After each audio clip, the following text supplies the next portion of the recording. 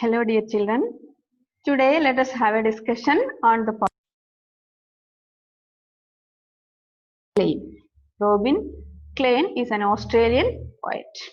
He has written many poems and short stories for children. And here, the poem deals with the thoughts of a little girl, Amanda.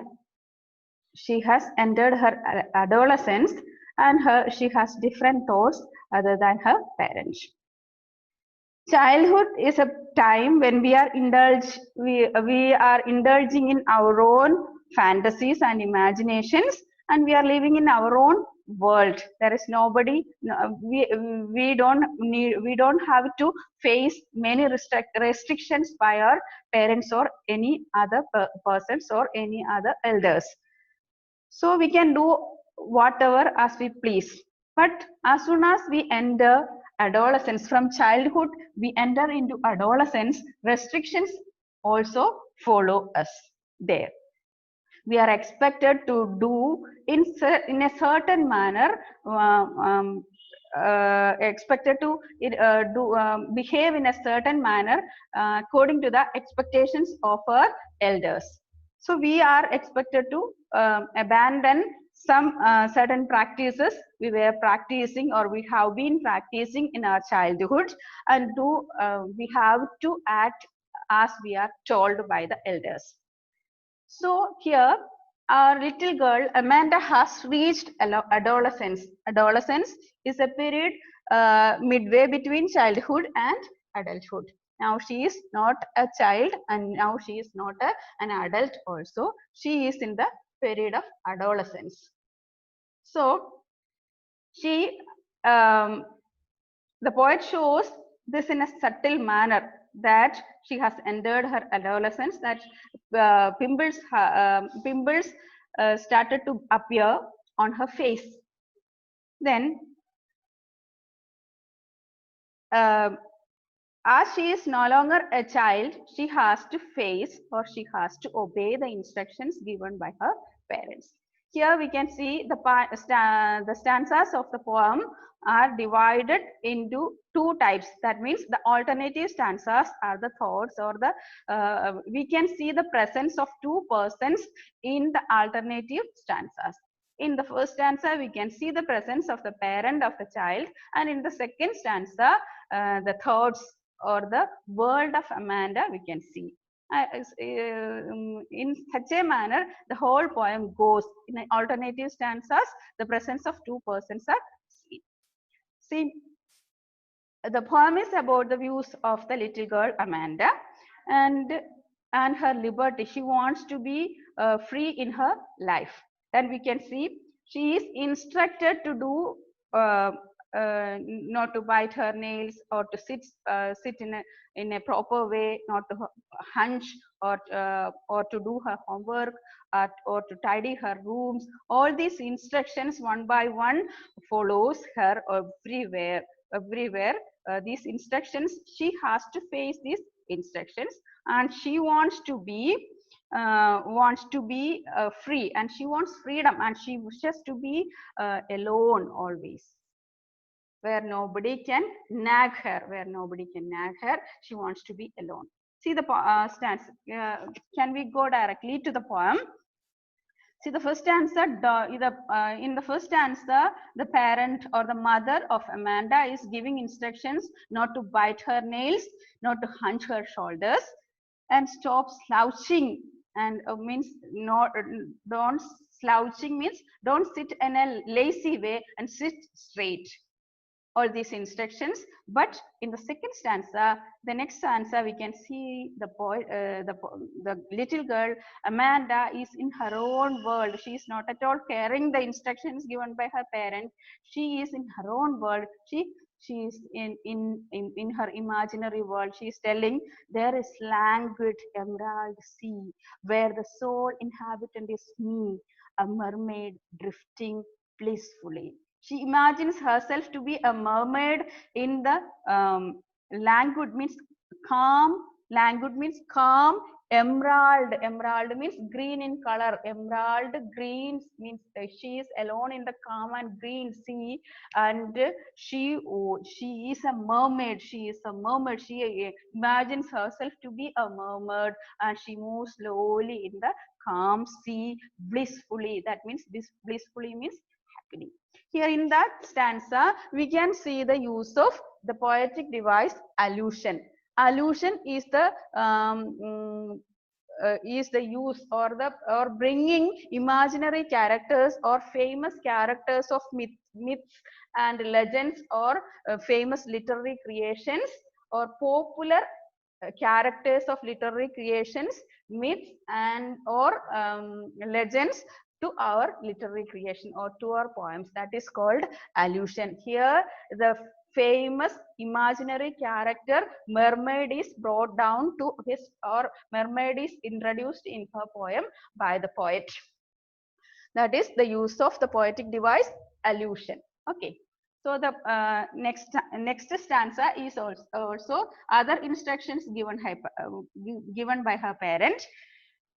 She is asking many questions. Did you finish your homework? Did you tidy your rooms? Or did you polish your shoes, as I have already told you to do? All these questions she is asking without expecting an answer. And our little girl Amanda is not at all giving an answer. Now she is drifting, or she is drifting to her imaginary world. Here she imagines herself to be an orphan. I'm an orphan roaming the street.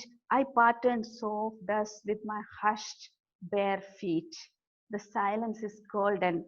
The freedom is sweet. See, she imagines herself to be an orphan. Why she imagines herself to be an orphan? An orphan is very carefree. Nobody is there to instruct her to move this way or to do that way, or no parent or no brothers or sisters, or nobody is there to direct her in such a way, or to follow them. She is carefree, so she imagines to be, or she wants to be an orphan, and she wants to roam around the street, or roam or wander freely in the street, making patterns. I patterned soft dust, dust with my hushed bare feet means she wanted to draw patterns or designs on the dust on the road. Means she wanted to roam freely on the road, and she is telling silence is golden and freedom is sweet. She is telling silence is golden. Here the word silence is gold means, the phrase silence is gold means she wanted to be alone. She does not want the company of anybody. She wanted to be alone. That's why she is telling silence is golden and freedom is sweet.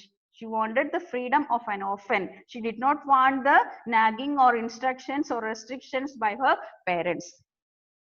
Then the next stanza, other instructions, restrictions. Don't eat the chocolate. Remember about the acne on your face. What is acne means? Acne means pimples. You have to be careful about the look, about your looks. You should avoid eating chocolates. In childhood, we are free to eat whatever we want. But when we enter adolescence, pimples may appear on our face, and we are restricted not to eat more chocolates or more fatty food, because it may spoil your face, or it may spoil your skin. So the parent is telling, don't eat chocolates, Amanda. Remember about the pimples. And will you please look at me when I'm speaking? And the parent is asking her to look at her face while she is speaking, because her Amanda is not at all looking or caring or giving her to the instructions given by her parent. She is in her own imaginary world. She does not want to come out from the imaginary world created by herself. She wanted to be a child in her imagination.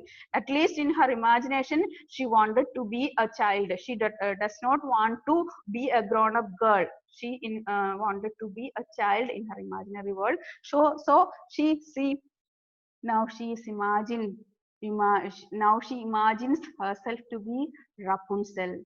Rapunzel, I have not, I am Rapunzel, I have not a care. Life is a tower, life in a tower is tranquil and rare. I'll certainly never let down my bright hair.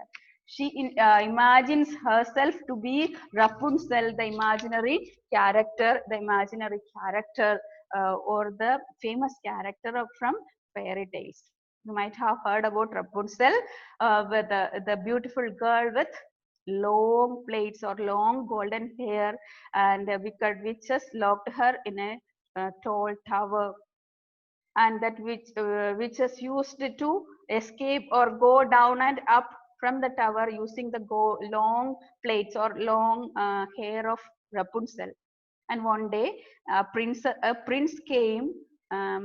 He climbed up to the long tower and he saved Rapunzel and married her. That is the story from fairy tale. So Rapunzel is also another famous character from fairy tales, and the bringing or use or recreating or introducing that famous character Rapunzel in her poem. The poet is using the poetic device allusion here. Okay, understood. Then these lines spoken by Amanda. She imagines herself to be Rapunzel, but she does not want what that real Rapunzel wanted. The real Rapunzel wanted to escape from the long tower using her long plaits. But here our Rapunzel or our Amanda says, I will never put down my long hair because I don't want anybody to enter my tower or reach my tower to save me from here, because I need the loneliness here. I like the loneliness here. I don't want to escape from here. So I will never let my hair down. So that means I will never allow anybody to come in and save me from here because I want loneliness. See, for her, the life in the tower is very peaceful and unique and carefree. So she does not want anybody to save her from there. She wanted to be alone. So see all her thoughts, all her imagination, in all her imagination, where she is imagining herself as a mermaid, as an orphan, and here as Rapunzel, we can see that she wanted loneliness.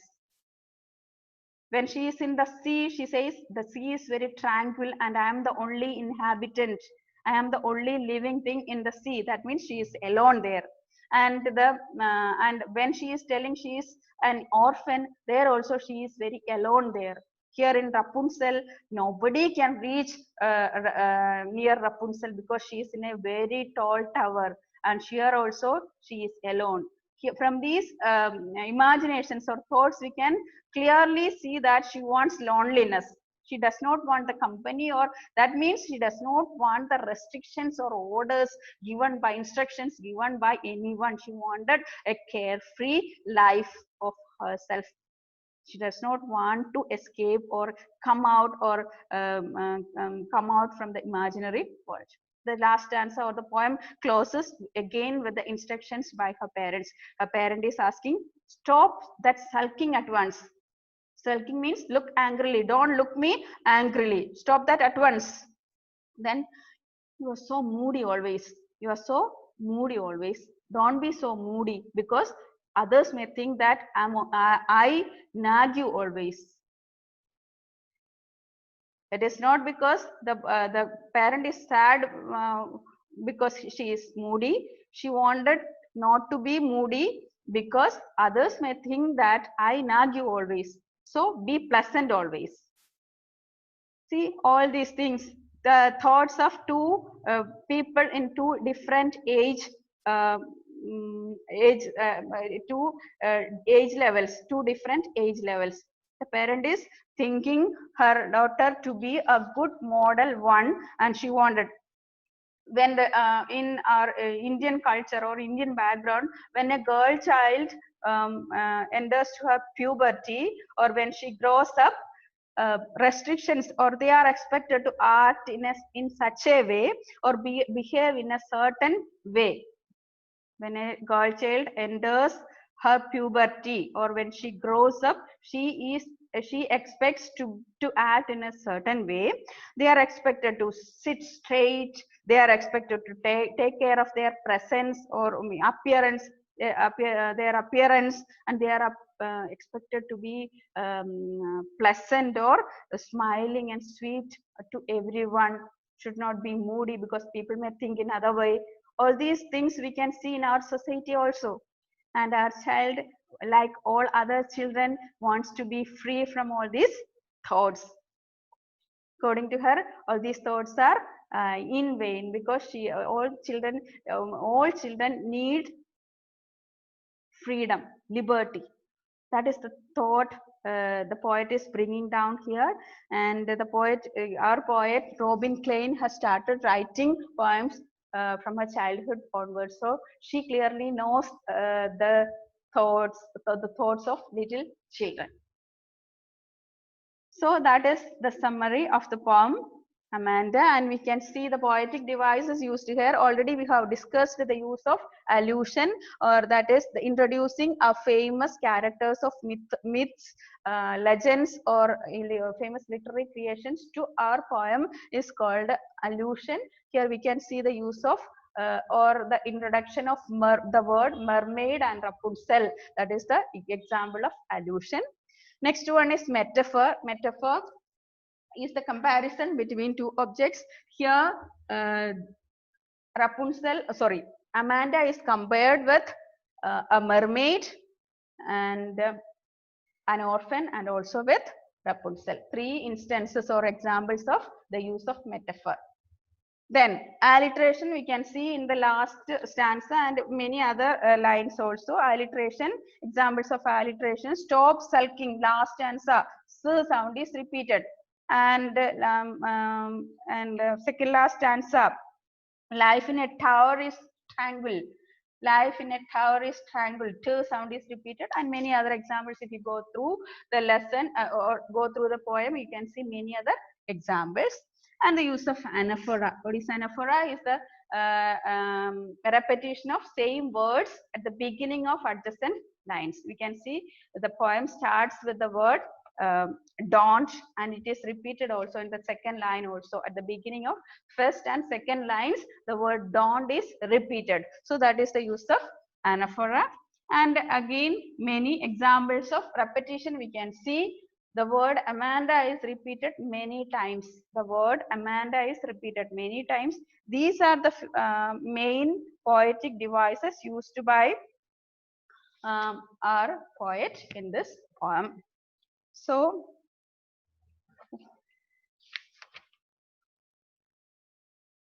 and I am giving you an assignment, means a homework, that you have to find out the rhyme scheme of the poem and to send to me. Okay, as a home assignment, and also write about the poetic devices and examples used in this poem.